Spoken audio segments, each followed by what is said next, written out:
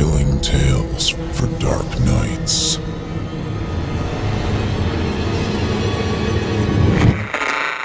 Want to make sure you never miss a Chilling Tales for Dark Nights video again?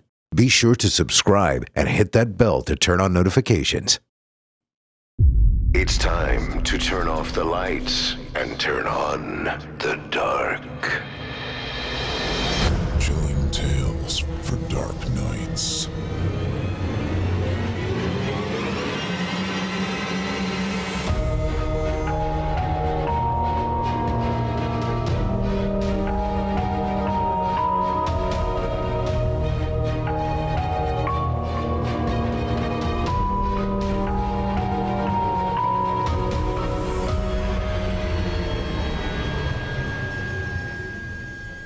Good evening, listener. You're listening to Chilling Tales for Dark Nights. On tonight's program, we invite you to leave behind your safe reality and descend with us into the frightening depths of the most terrifying imaginations, with audio adaptations of 2 rounds of frightening fiction about sweet temptations and fearsome fixations. I'm Jason Hill, host of the Horror Hill podcast, now in its 3rd season, available on Spotify, Stitcher, Apple Podcasts, and wherever podcasts can be found. If you can't get enough of the macabre, head on over to my neck of the woods after today's show. Tonight, I'll be filling in for Steve Taylor, and I'll be your guide as we traverse the dimly lit corridors of your darkest dreams. Joining us tonight to help bring the frightening fiction of M.J. Pack and Erik Peabody to life are voice talents Ash Brimstone and Mr. Peabody himself, performing a self-authored tale. All of tonight's performers are contestants in Chilling Tales for Dark Nights' 5th annual Evil Idol Horror Voice Acting Competition. If you enjoy their performances tonight, visit our YouTube channel and vote on theirs and the other entries in the competition. The first round is on now, and there's plenty more to come to send shivers down your spine, all spooky season long. So check out our channel and join in the deliciously dark fun yet to come. Again, you can find Chilling Tales for Dark Nights and the Evil Idol competition on YouTube. Just search Chilling Tales for Dark Nights YouTube on any search engine, or visit chillingtalesfordarknights.com. and click the Evil Idol link on the navigation to see a current roster, contestant profiles, and links to all of the performances thus far. We and the candidates appreciate your support. Now, get your ticket ready, take your seat in our theater of the minds, and brace yourself. It's time to turn off the lights and turn on the dark. Our first tale tonight was written by M.J. Pack and is performed by Evil Idol 2020 contestant number 25, Ash Brimstone.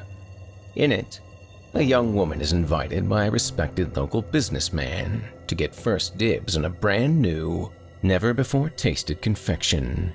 They say you should never take candy from strangers. But what about from people you trust? Without further ado, I present to you Sweets.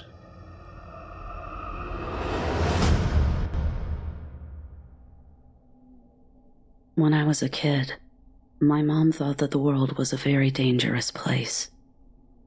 It wasn't just her either. All parents seem afflicted with this strange mania that made them believe that around every dark corner, in any shadow, lurked something unspeakable ready to snatch up wayward children that stumbled into its grasp. We were told the rules over and over and over. Never take candy from strangers. Always come in before the streetlights turn on. Never go anywhere with someone you don't know, even if they say they were sent by your parents. Always use the buddy system. The 4 commandments of parents, alternating with absolute statements. Never, always, never, always. We would nod solemnly as we were told these rules, but inside we were thinking, so what? No strangers ever offered us candy. You couldn't see outside after dark anyway. No one tried to convince us our parents had been in an accident, so we should go with them. And as far as the buddy system, that could rarely be verified, so we just came and went as we pleased. We felt like it was parents that made it hard to be a kid, not these countless threats that were, as far as we were concerned, imaginary. I remember a visiting neighbor who told Mom about the newest fad in child abduction, the altered appearance trick. A kidnapper would grab an unattended child in a public place like a market or department store, take them to the bathroom, cut or in some remarkable cases dye their hair, change their clothes, and walk out of the store in plain sight with a brand new child that now didn't match the hysterical parent's description. I thought it was bullshit. Although at 9 years old I'd rather die than use that word in my mother's presence. But she ate it up, her mouth open in terror. Who would do such a thing? She asked the neighbor lady, who wrinkled up her nose and said, "Preverts." I didn't know what a prevert was, but I assumed it was on the same level as strangers, which ranked just below Satan himself on Mom's list of people to avoid. You could practically hear the emphasis in her voice when she said the word. An all-capital letter sort of word. Strangers. Halloween was the worst for parental panic. All those masks, each one covering the face of a potential stranger. All the children in town knocking on every door for a stranger to give them candy. The year the newspaper claimed someone was hiding razor blades in chocolate bars was a total nightmare.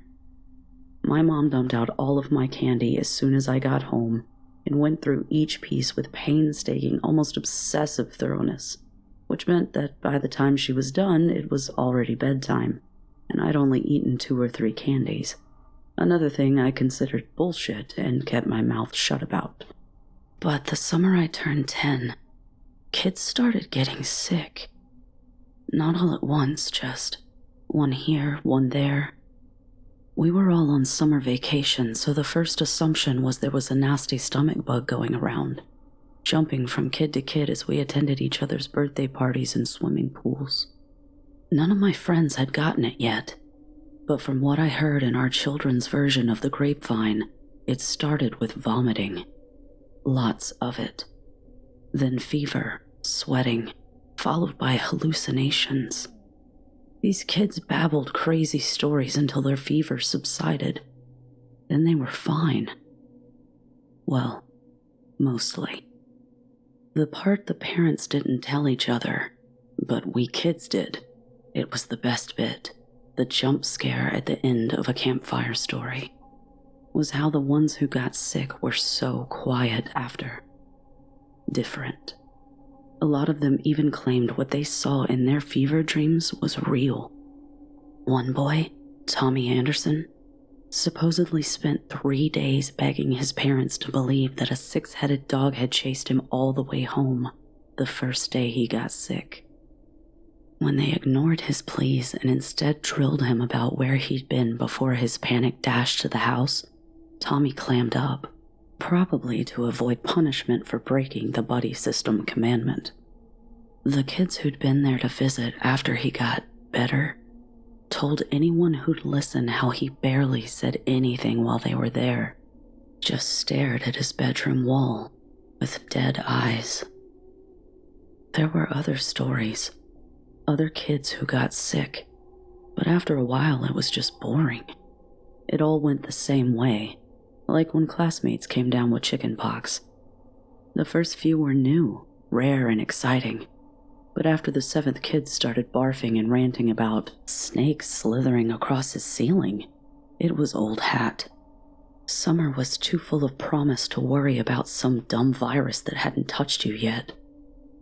It was mid-August when I broke the buddy system commandment myself and headed to Main Street, the pocket of my jeans shorts full of pleasantly clicking coins.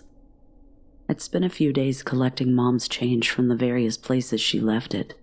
Kitchen counter, on top of the dryer, between the cushions of the couch, and I had some big plans for the few dollars I'd managed to scrape together.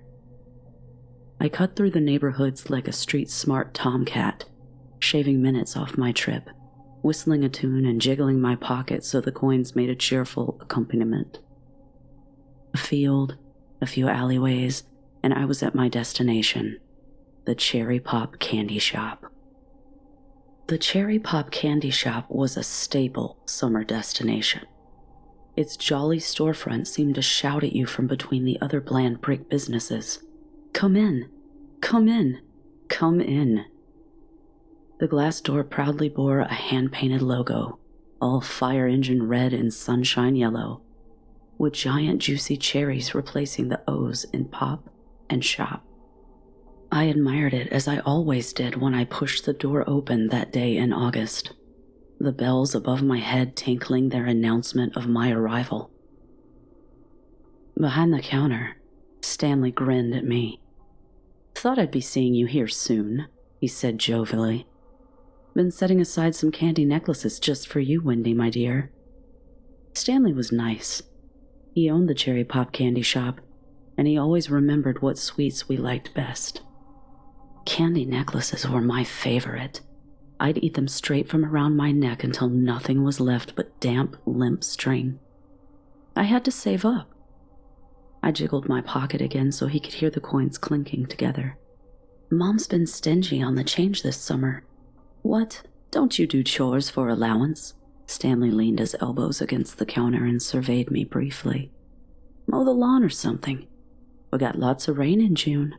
Grass is sprouting up something fierce."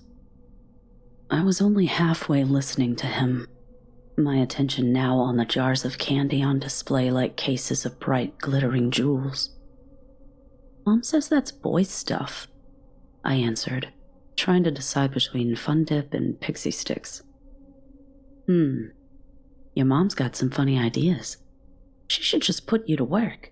You look like you could handle it. Grown up an awful lot this summer." Stanley paused, then raised his voice a little. "Hey, you want to try something special?" The word recaptured my attention. Special candy. "What is it?" I started to grab a handful of Pixie Sticks, reconsidered, and dropped them back in the bin. If there was special candy, I better save my money. "I already said, it's special." Stanley took out a key from his pocket and unlocked a drawer beneath the counter as I approached. He cast a quick glance at the door. "Now, if I give you a piece of this, you have to promise not to tell anyone else. It's unreleased, straight from the Mars Candy Company. If they find out I'm giving out free samples, they'll have my hide." "I won't tell," I said immediately. His hand was still in the drawer, grasping something. He was scrunching up his face at me, trying to decide if I was trustworthy enough. "I don't know, Wendy. I hear from the other kids you can't keep a secret. Well, they say you're a blabbermouth." "Who says I'm a blabbermouth?" I demanded. "That's bullshit." As soon as the word popped out, I was mortified. I'd said a curse in front of a grown-up. It was nearly as bad as if it had been my own mother. I clapped my hand over my mouth in horror. Stanley started laughing. Not a polite little laugh either. A full-on belly laugh that almost had him bent over. "Okay, Wendy, okay," he chuckled. "I believe you. Such conviction. I hope I never get on your bad side. You're going to be a hard lady to handle someday." I wasn't quite sure what he meant, but he was pulling the special candy out and locking the drawer again, and that's what mattered. Stanley set it on the counter in front of me with the flourished presentation of a stage magician. Ta-da! It was a row of little circular discs, pastel-colored, pale pinks and greens and yellows.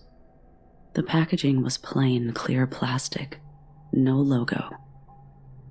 The ends were twisted so it couldn't fall open. It was generic, boring, and I felt like I'd seen it before. What a letdown.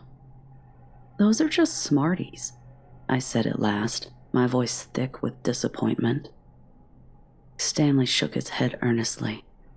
No, there's so much more than that. He delicately took the end of the packaging and began to untwist it. He dumped 4 of the candies into his hand and held his palm out toward me. Try them. I promise, they're fantastic, and you'll be the first person in town who got to eat them before anyone else. That got me. I wouldn't brag about it, of course. Stanley had sworn me to secrecy, and I'd rather die than be a blabbermouth like the other kids said. But I was never first at anything, so I scooped the 4 candies out of his hand and dropped them greedily into my mouth. They were sweet, almost cloyingly so. My teeth ached as I chewed. I was once again disappointed to realize their texture was powdery soft.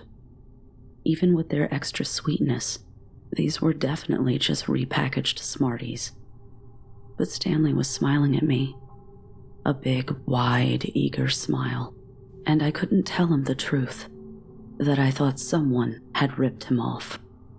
They're really good, Stanley, I said, feigning enthusiasm. Wow, I mean, for real, super sweet. Stanley's grin grew wider. He nodded. Good, good. Do you want some more? Before I could respond, he had dumped more of them into my palm. I ate them obediently because he was just so excited, so pleased to share this special secret candy with me. And like I said, I was never first at anything. I hoped he wouldn't give me any more, though. I was starting to feel sick. Really good, I said again. I smacked my lips, trying to get the sugar-sweet taste off of my tongue. Do you think I could have a glass of water? Stanley's grin faded. His mouth turned down at the corners. You didn't like it, he said sadly. My special candy, you didn't like it. Oh no, I said, stomach rolling. I did. I liked it a lot, but I just want... When I said the word want, a sudden jet of vomit burst out of me like hot lava. At the last second, I had the sense to bend down and put my hands on my knees. The puddle of sick landed between my feet on the floor. A long moment of silence went by. Oh, look at that naughty girl, Stanley murmured, almost to himself. I'm sorry. I heaved again, but nothing came up. My face was burning with embarrassment. I hadn't been sick in public like this since I was 4 and caught the flu during Christmas. I'd spent most of the holiday in my grandmother's living room with a bucket, weeping because I couldn't play with my presents. Well, I can't have anyone else in here with that nasty mess on the floor.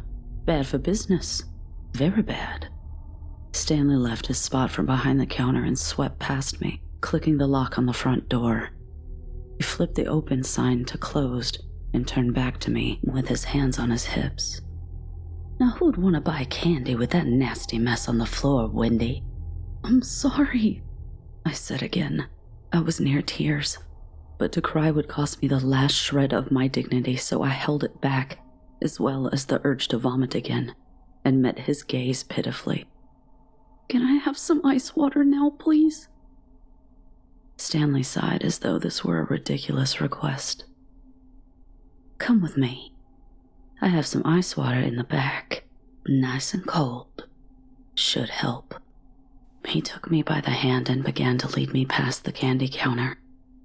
I stepped clumsily over my pile of sick and followed him, begging myself not to throw up anymore. Stanley pushed open the swinging door between the store and his back office, pulling me inside. I tripped over my own numb feet and jerked out of his hold to stop myself from sprawling on all fours. When I looked up at the room, everything was wrong. What I expected to be some kind of office was a nearly empty room. Sterile. Just a few broken candy crates in one corner. The walls were dull gray cement, but they seemed to be melting, oozing. And the door he was leading me to was impossibly small. A door meant for dormice that was pulsing like a languid heartbeat. "I can't fit in there," I mumbled, my tongue thick in my mouth. "Sure you can," Stanley insisted as he reached for my hand again. "Come on, I'll get you some water, just like you wanted." As his hand grew nearer, almost in slow motion, it seemed to morph into an oily bundle of worms, all squirming together in a disgusting wet mess. I could feel my face pounding with red-hot heat. Sweat had begun to prickle on my forehead and under my arms. "Don't touch me," I screamed, backing away. I didn't want to bump the walls because I was sure they would make me melt too. I didn't want the worms to wrap around my wrist in their slimy grip. I didn't want to have to force myself through that terrifyingly tiny door. I saw Stanley make another move toward me, but now his face was long, drawn, pointed in all the places it shouldn't be. His eyes narrowed to evil little slits. I shrank from him, knowing if he touched me, I would shatter into 1,000 painful, jagged pieces. "I want my mom." I'm not sure how much of that was really what I said. I just know it's what I was thinking, over and over. "I want my mom. I want my mom." "Your water's in there," Stanley said, pointing one wormy finger back at the impossibly small door. "Don't you want a glass of water?" "I want my mom," I thought again, and then I was flying, barreling through the swinging door back into the cherry pop candy shop. Stanley shouted for me to stop, but his voice became a thundering waterfall, a rushing torrent that broke bones over river rocks. He reached for me and missed. I scrambled past the counter to the front door. Stanley was behind me, wormy hands and waterfall voice. He got close but forgot about my puddle of sick on the floor and slipped in it, losing his footing, going down. I couldn't get out. I was pushing at the door and it wouldn't open. My hands beat uselessly at the glass until I remembered the lock. With surprisingly deft fingers, I turned it and launched myself into the outside world. The sun burnt my eyes, and my whole body was throbbing with an almost unbearable heat. But I ran aimlessly down Main Street, knowing that if Stanley touched me, it was over. I would simply burst, and there would be nothing left of me. I don't remember much beyond that. I'm told I fled screaming down the road, begging people for help, telling them I was on fire and that the candy shop owner was made of worms. It was my escape that made it possible, that connected the previously scattered pieces of the puzzle. The memory loss, that was a pretty common side effect. Most of the other kids couldn't remember where they'd been when they first got sick. Either that or they wouldn't tell. Turns out I wasn't the first kid in town to try the special candy like Stanley said. I told you, I'm never first at anything. Turns out I was right. They were just Smarties. Smarties soaked in liquid LSD. He'd started out careful, only giving a piece or two to select children, spacing them out over the course of weeks so as not to draw suspicion. Then he couldn't stop.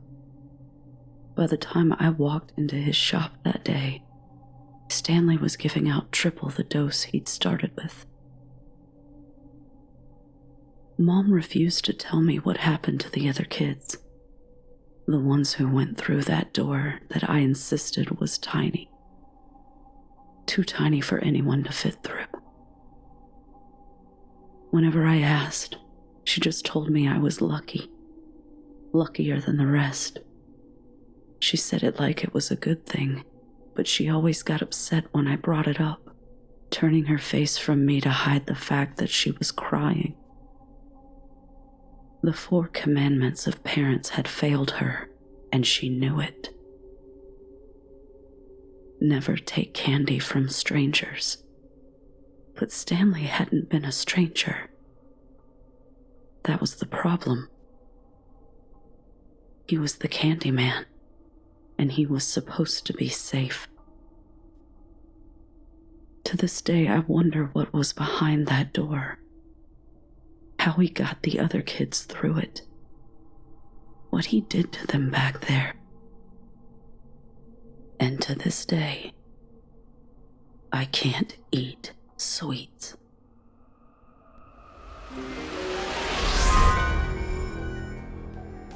And now a word from our sponsor, Usual Wines. Now wait a minute, you're saying usual wines. They're not your usual wines, but they are for the modern wine drinker. And I have discovered these and they are now my favorite. Why? I'll give you 3 reasons. First, these are low-carb wines. They have no sugar. No sugar. You're saying, you're kidding, Steve, right? No, I'm not.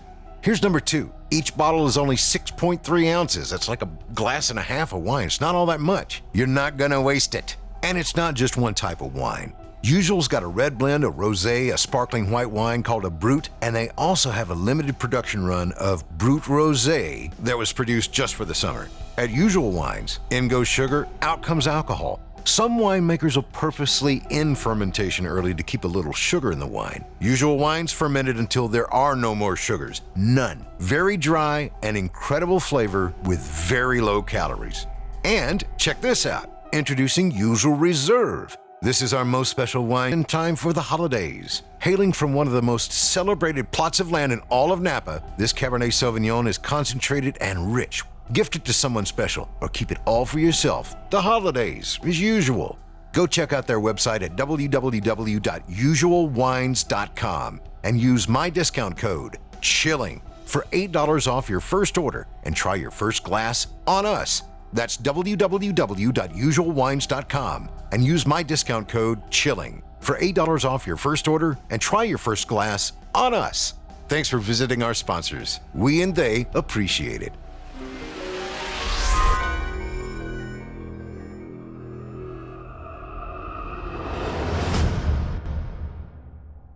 I hope you enjoyed Sweets, as written by M.J. Pack and performed by Evil Idol 2020 contestant number 25, Ash Brimstone.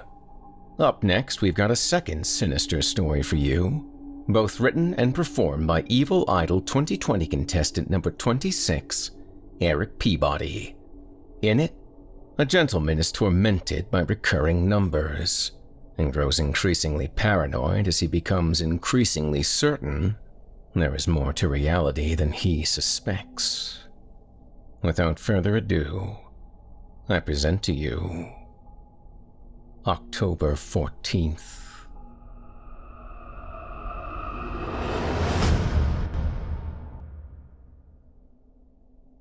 Monday, September 9. I can't go back to the shop anymore. I had thought it was safe, but I was wrong. It caught me by surprise. It was too much. I probably shouldn't have blown up the way that I did. That was stupid. I should have known that they could have been watching. It was the number. That same number again, and I couldn't hold myself back. I stood there at the counter, refusing to touch the bills and the coins that he was trying to hand me, and I told him that I knew what he was doing. That son of a bitch didn't even flinch. He just looked at me, holding his hand out, waiting for me to take the money. I told him, I said, I know what this is about. I don't know who you're working for or why you're doing this, but I don't like any of it. I stared him dead in the eye as I said it, and even though he didn't react, I could see that I had him scared.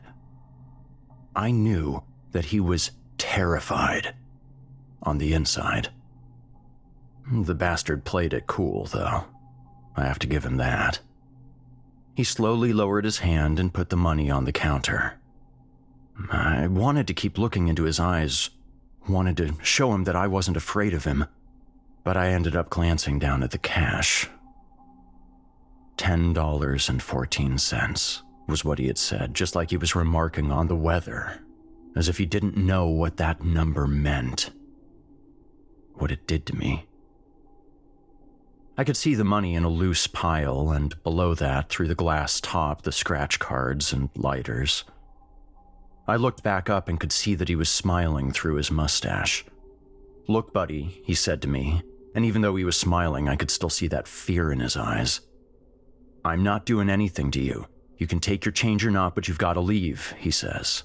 And then he turned around and started fussing over the rack of cigarettes, like nothing had happened. Like he didn't know what he was really telling me. I couldn't believe it. I couldn't even move for a minute.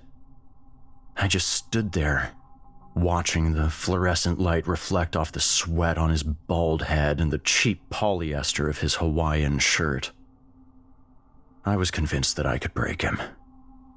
I had one of them now, right in front of me after months of this stupid game they were playing, and I knew that I could push him over the edge. Get him to admit it. Get him to tell me who they were, why they were doing this. Everything.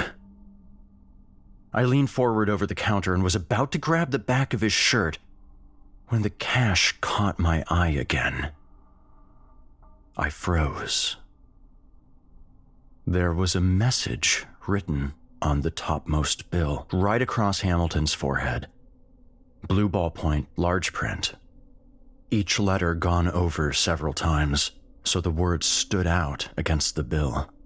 I could see the light reflecting on the ink, on the grooves that the pen had made on the paper.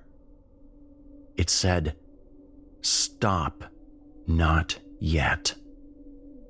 I looked up at the man again, my arm still outstretched. Was he sweatier than he had been? I think he was. I knew he was scared, but now I was too. What the hell was going on? I knew the message was directed at me, but how? Who had sent it? How had it slipped past all of their machinations without them noticing it? Or did they know? Was this all part of the game? I didn't know what to do. This might be my best chance to get a straight answer from him, from them. But then I started thinking, who else was in the store? I had looked around when I came in, like I always do, and hadn't seen anyone. But my head had been hurting so bad that I might have missed someone. I couldn't be sure. And then I heard the bell over the front door ding, and I knew that this wasn't the time. The message had been a warning. It was telling me that someone was on the way, and that this wasn't the time to push the issue. I grabbed the cash off the counter and my bag of groceries and hurried out and back upstairs, pushing past the guy that had entered. Some asshole in a wrinkled gray suit with a paper under his arm. Was he in on it? Who fucking knew anymore? I got upstairs, back to good old apartment 12, closed and locked the door behind me, and then... well, I guess I just kinda lost it. I slumped down against the door, started crying. I dropped the groceries and the change and just curled up, my fists pressing into my eyes, bawling. It was all too much, and it had been going on for too long. Months. It wasn't fair. It just wasn't damn fair. First they took her, and now they were trying to... to what? To drive me crazy?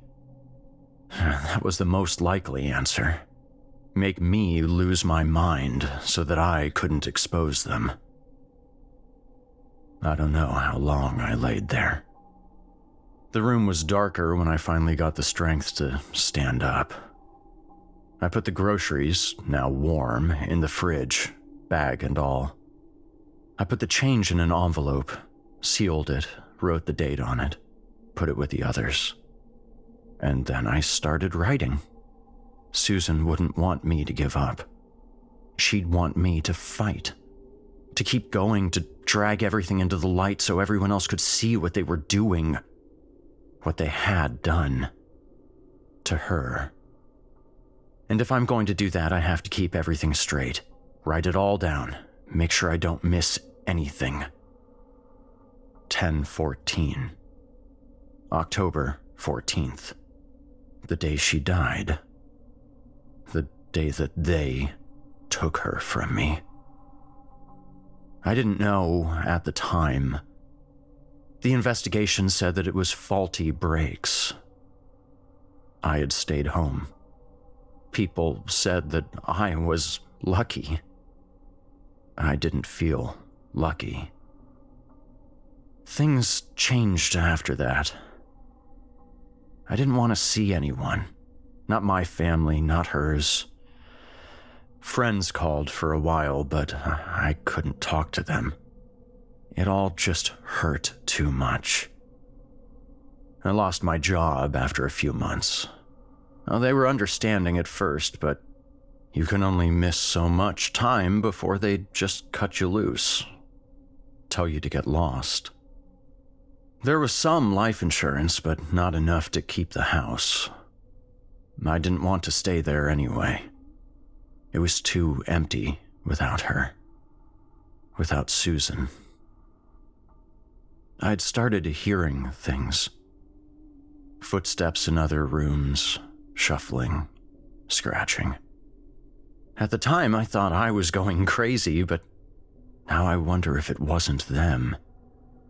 Even way back then, starting their campaign against me.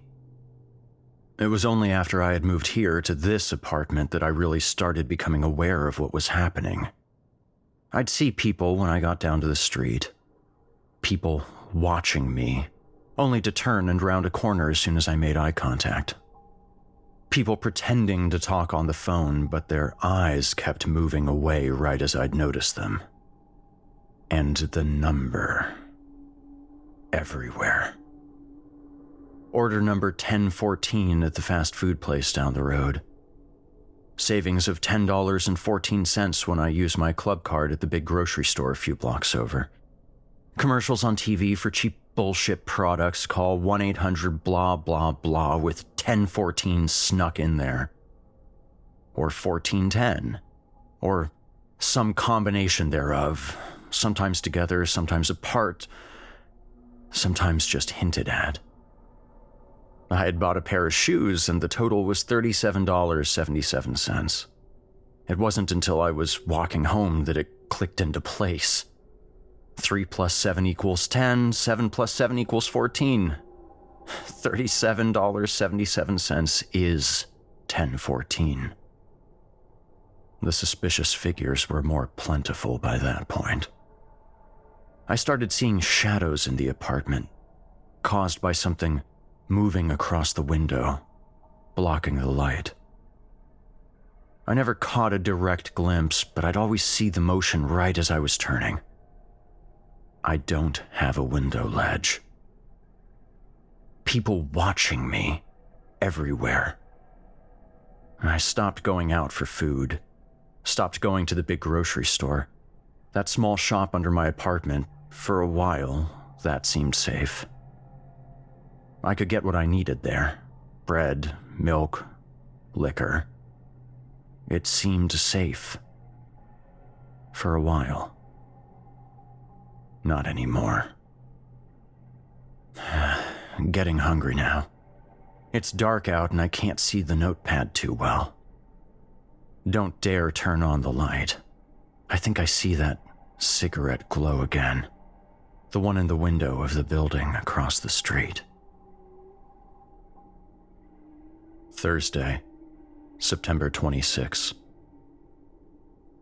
Things have gotten worse. I haven't been down to the shop for a bit. Haven't been anywhere, really. I've just felt listless. Ate what I had at home and then started on the canned food. Can't really get up the gumption to go out. I'm scared, to be honest. Scared, and I can't stop thinking about her. I don't have much food left. I've slowed down. Only ate 2 cans of kidney beans yesterday. 1 can of black beans today. Need to make the rest of it last for as long as I can. I don't want to have to go outside until I have to. I can tell that the season is changing. The sun is setting earlier. It's getting closer to October. I still can't turn my lights on at night.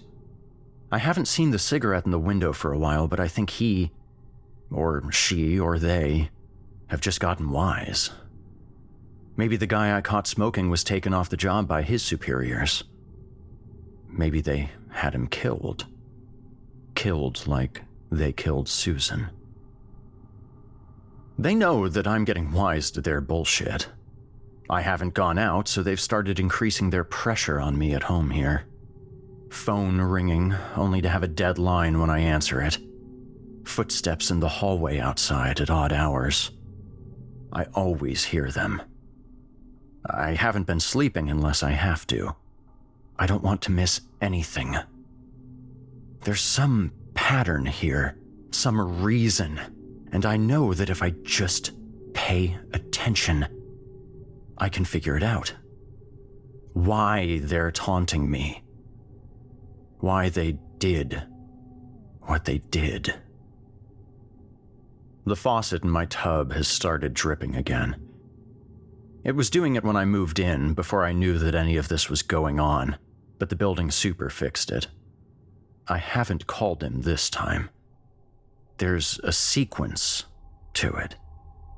1 drip, then silence, then 1 more, and then 4 more. The timing is so precise that it almost just sounds like slow, consistent water drops. Almost like it's not a message. A clue or a threat? They're being clever, I have to give them that. I'll need to go out for food soon. If I really stretch what I have here, I think I can last another week. Besides, I don't know how safe the apartment is anymore. Someone's been in here. I opened the envelope from the other day, the one with the $10 bill that had the message on it.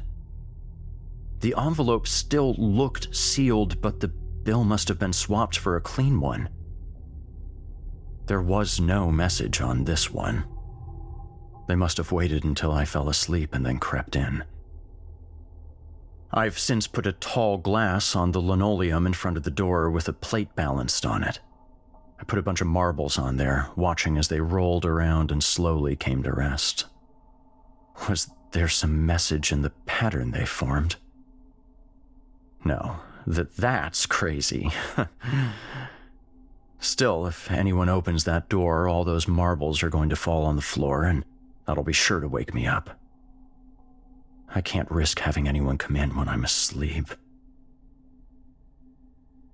Friday, September 27.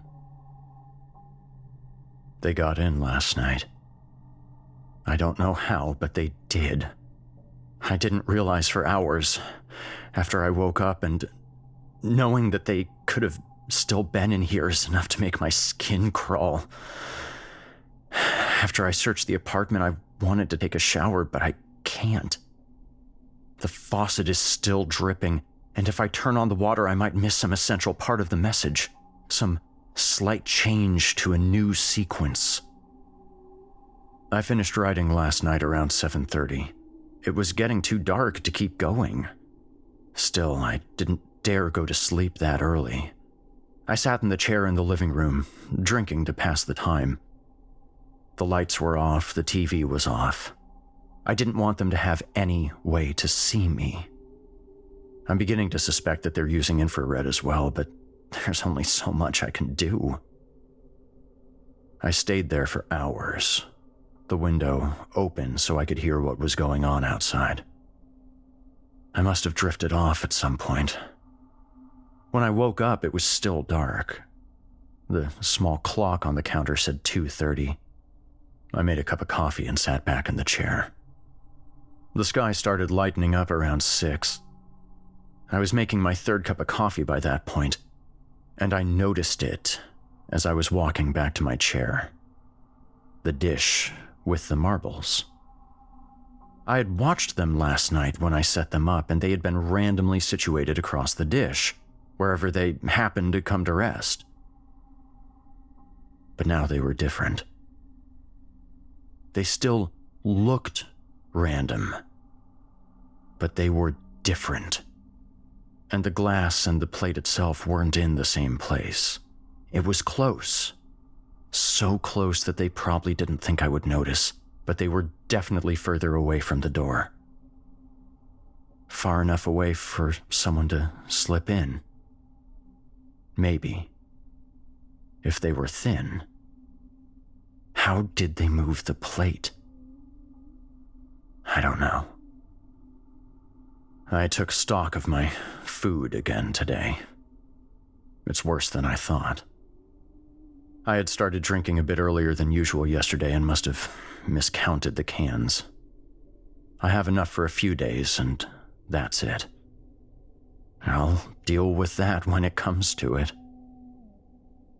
I had gone into the bathroom at one point to try to have a bowel movement. There was, of course, nothing in my stomach, but it was aching horribly. As I was sitting down on the toilet, I noticed an itch on my skin, right under my navel. I pulled my shirt up and saw red there. Some irritation. I'll have to keep an eye on it. I can't get sick. Can't go to a doctor. Can't go anywhere. I have to stop writing now. Head is hurting too bad to focus on the page. There's noise outside in the hall. I think someone's moving in next door. I hear a kid running around. I need to check the house again. Make sure that those bastards didn't do anything else while they were in here last night. After that, I can have a drink and try to calm my nerves. I need to stay focused. Saturday, October 5. Finally had to go get food today. Haven't eaten since Thursday and ran out of vodka. I needed to get out of the apartment anyway. I don't feel safe here anymore. They've been back in here at least once since my last journal entry. I started wedging a chair against the front door, but I think they came in through the open window. I don't know how. It's a brick building, sheer face, no ledge. I can't stop thinking about one of them climbing down the side from the roof on all fours, like Dracula did to Jonathan Harker. The shop was empty when I came in. No one at the register, no one in the aisles. As I was grabbing what I needed, I heard running water from the back room. Someone had turned on a faucet. I took the chance to rush out the front door. I didn't want to deal with whatever confrontation would ensue. I was too hungry. I got back upstairs and was unlocking the door when the new neighbor came out of her apartment. She must have heard me walk past as I was going to my front door. Pretty woman, maybe 30 years old. She startled me and I dropped my keys. She tried to talk to me, but I picked up my keys and got inside before she could say much. I didn't hear what she said. Maybe she was just going to introduce herself. Maybe she was going to speak some code. It doesn't matter. They're out in the world, they're in the grocery store, they're even in my damn apartment. What's one more of them living next door? Besides, I had other things on my mind.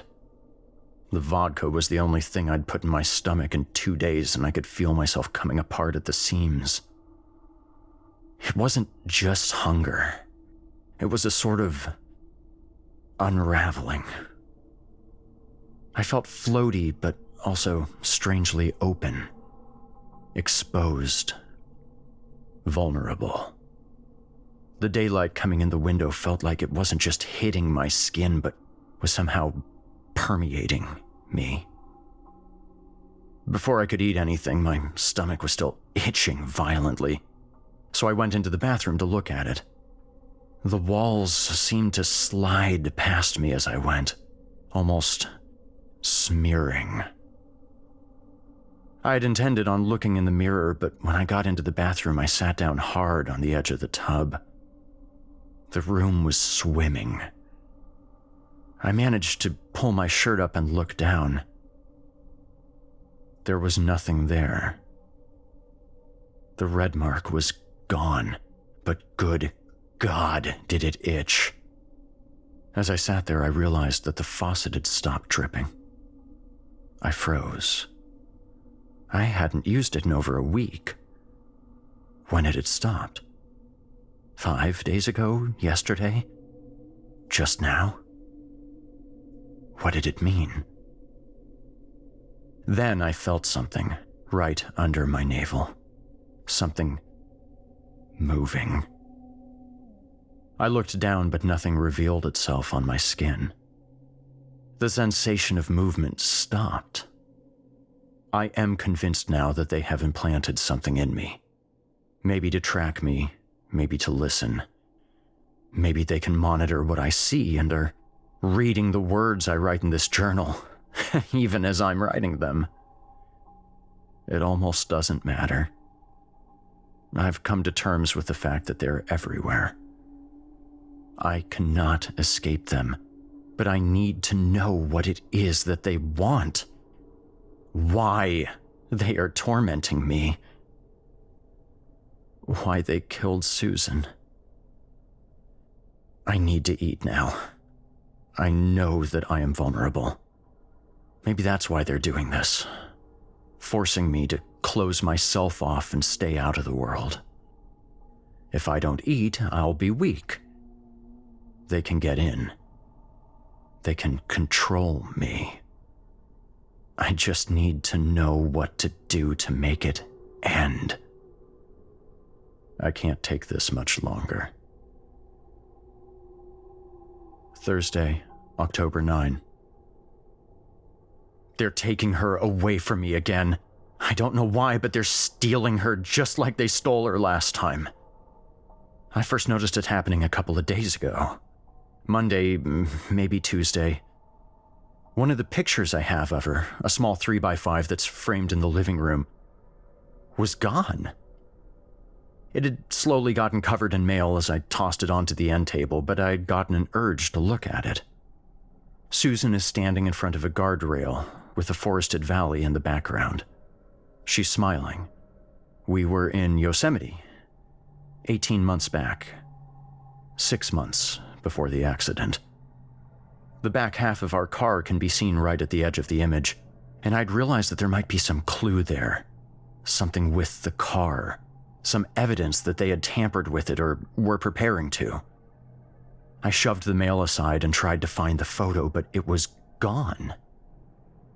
The frame was there, but it was empty. I tore through the apartment but couldn't find it. Well, I'm actually not sure of that. I found some ashes at the bottom of the kitchen garbage, under other trash, days old. I can't be sure when.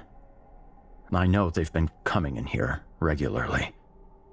I haven't even tried to stop them.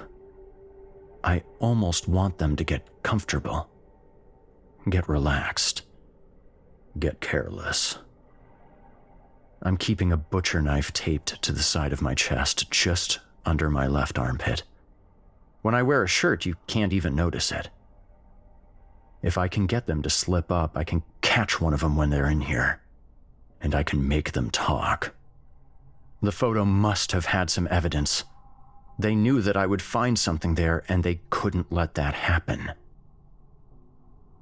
Yesterday, I realized that I'd never made an accurate timeline of everything.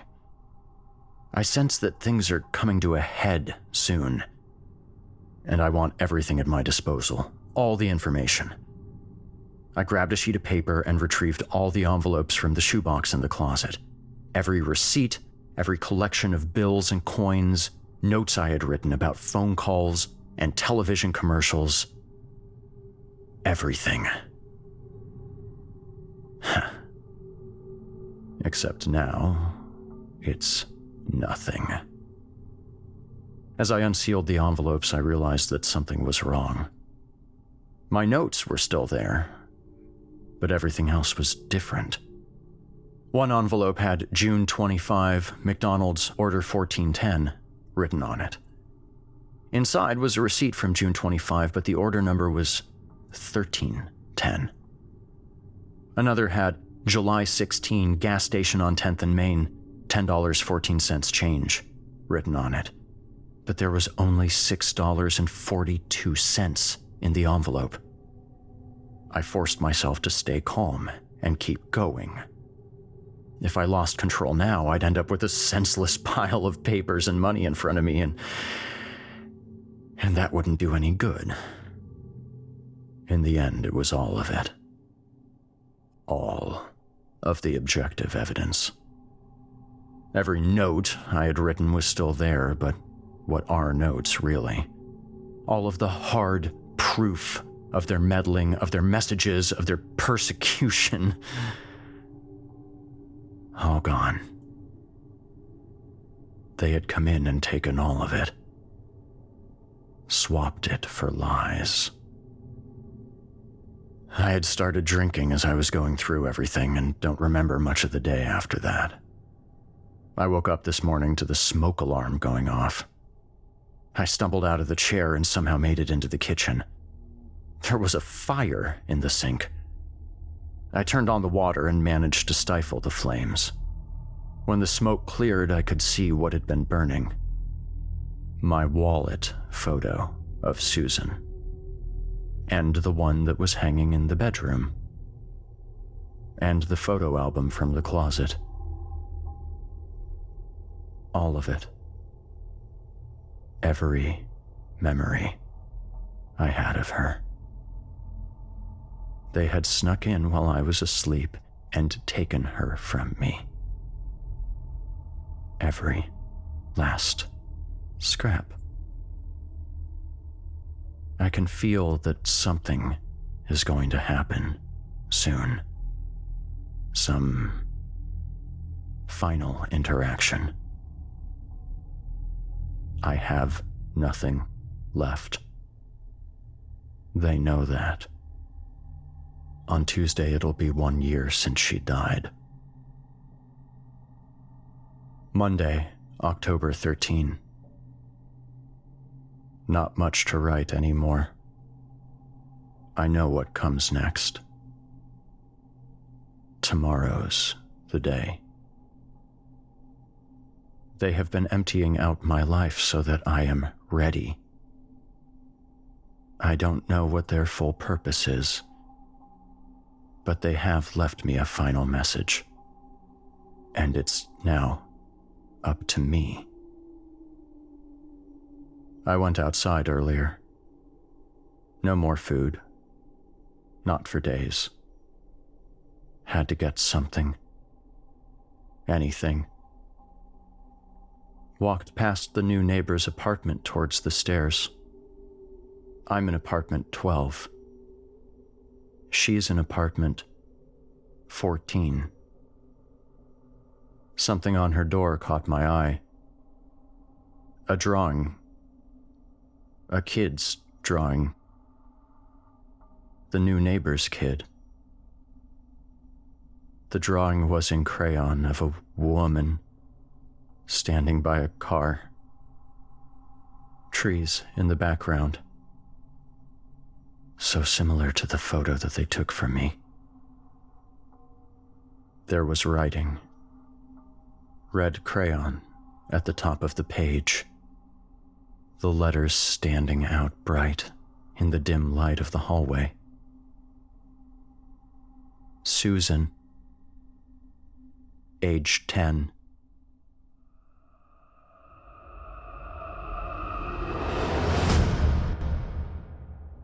I hope you enjoyed October 14th, as written and performed by Evil Idol 2020 contestant number 26, Erik Peabody.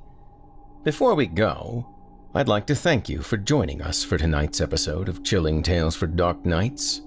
I'd also like to invite you again to check out more narrative nightmares on my program, Horror Hill, available now on Spotify, Apple Podcasts, and wherever your favorite programs can be found.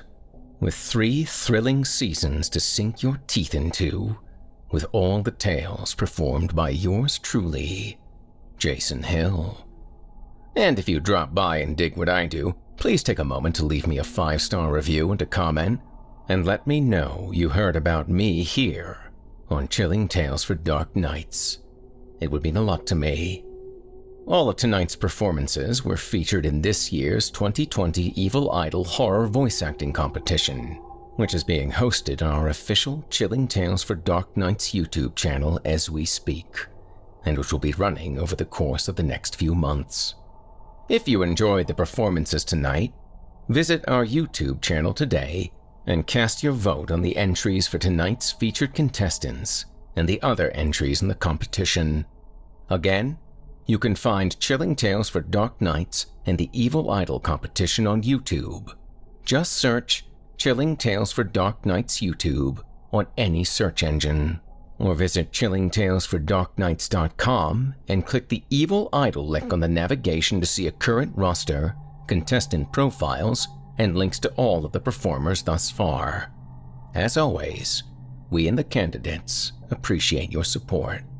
Also, as a reminder, don't forget to take a moment to stop by our iTunes page and leave Chilling Tales for Dark Nights a 5-star review and a kind word, and follow us on Facebook, Twitter, and Instagram, if you haven't already.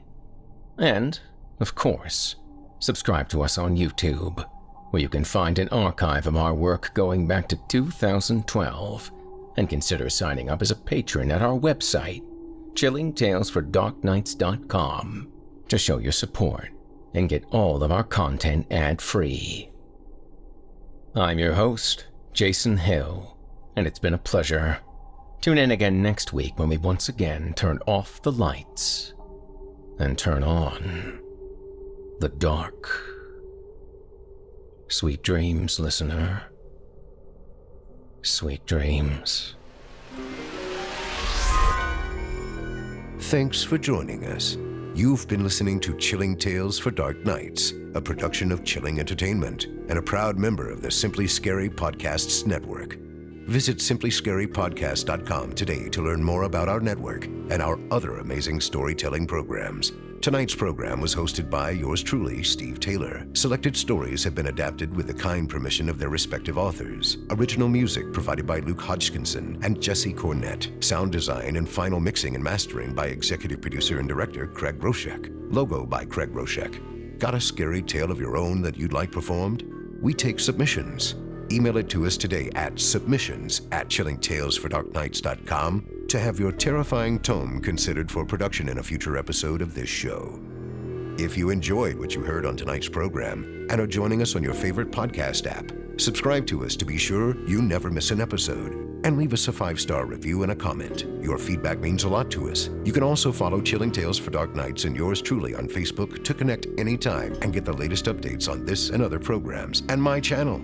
If you're listening on the Chilling Tales for Dark Nights YouTube channel, do us a favor and hit the subscribe button and the bell notification icon for CTFDN as well to get more spooky tales from me and the crew each and every week. And don't forget to hit that thumbs up button to tell us how we're doing and leave a kind word or a request. And don't forget to visit us at chillingtalesfordarknights.com and consider supporting the team by becoming a patron. In addition to helping us out, you'll get exclusive access to our audio archive and ad-free downloads of all your favorite stories, including those you've heard on this program.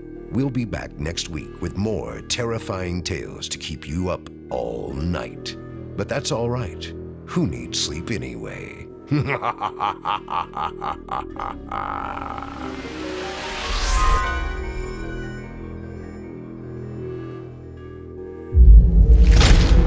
Chilling Tales for Dark Nights.